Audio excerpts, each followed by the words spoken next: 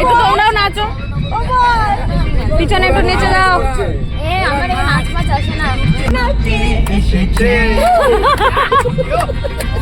হচ্ছে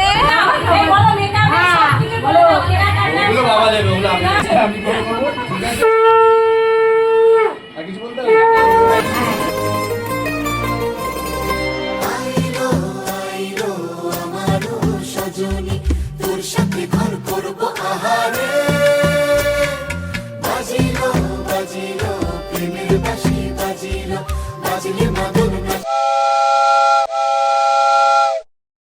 hello everyone, বিয়েবাড়ির অন্তিম পর্বে তোমাদের সবাইকে স্বাগত। তো চলো ভিডিওটা শুরু করা যাক। এই যে ট্রেনে উঠে পড়েছি, বিয়েবাড়ি তো ফুল কমপ্লিট হয়ে গেছে, দারুণ মজা করেছি, ভীষণ ভালোভাবে বিয়েবাড়ির মজা আর একরাশ ক্লান্তি নিয়ে একদম ট্রেনে উঠে পড়েছি। ট্রেনের হাওয়া খেতে খেতে, ফুরফুরে মেজাজ নিয়ে, দার্জিলিংয়ের চা বাগান দেখতে দেখতে আমরা চলে যাচ্ছি এখন বাড়ির উদ্দেশ্যে, আই মিন শ্রীরামপুর। তো চলো go back to the Serampore. নাচা গানা ফুল মাস্তি করতে করতে একদম বিন্দাস মুডে চলে এসেছি শ্রীরামপুর। সব ক্লান্তি ভুলে গেছি, শ্রীরামপুর নেবে। এদিকে বর বউয়ের গ্র্যান্ড এন্ট্রি, আই মিন হচ্ছে বাইকে করে। এটা আমার পিসির ভীষণ শখ ছিল, ছেলে বউ মা গ্র্যান্ড মানে বাইকে করে ফুল হিরো হিরোইনদের মতো এন্ট্রি মারবে। তো পিসির শখ পূরণ করে এদিকে ঠাকুর নমস্কার করে সব মন্দিরে ঘুরে টুরে নিয়ে এখন চলে যাচ্ছে নতুন বাড়ির উদ্দেশ্যে, আই মিন বৌদির নতুন বাড়ি। তো এদিকে সবাই মিলে ভীষণ খুশি, সবাই খুব আনন্দ করছে। এদিকে পিসিও বাইকে করে চলে এসেছে বৌমাকে ওয়েলকাম করবে বলে। সো এখন চলছে বধূবরণের পর্ব। দাদা দেখো টকাশ করে একখানা গোটা রসগোল্লা সোজা একদম পেটে চলে গেল, দেখতে পেয়েছ, একদম মিষ্টি পেটুকে একদম। তারপরে শুরু হয়েছে এদিকে সমস্ত রকম রিচুয়ালস।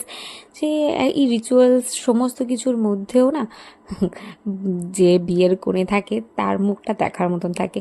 অনেকটা ভয়, প্রিয়জনদের ছেড়ে আসার কষ্ট, নতুনদের আপন করে নেওয়ার ভয়, সব কিছু মিলিয়ে মিশে তার ভেতরে যে কী চলে না, সেটা শুধুমাত্র একটা মেয়েই বুঝতে পারবে।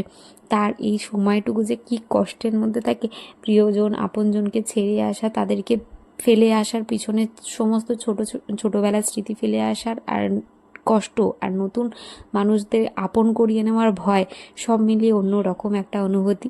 যাই হোক, বড় বড় ডায়লগ মেরে ফেললাম।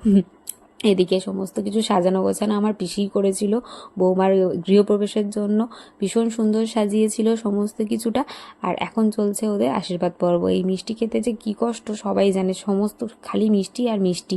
তো এদিকে আমার দাদা তো টকটক করে নমস্কার সারছে, দেখছো? হ্যাঁ, এত এরকম ভালোবেসে নমস্কার করার কারণ কি জানো? আমদানি হচ্ছে তো, তাই জন্য বেজায় খুশি ছিল। আর ও তো মিষ্টি খেতে ভালোবাসে, ওর মিষ্টিতে কোনো আপত্তি নেই। আর এখানে স্পেশাল গিফট পেয়েছিল, চকলেট পেয়েছিল।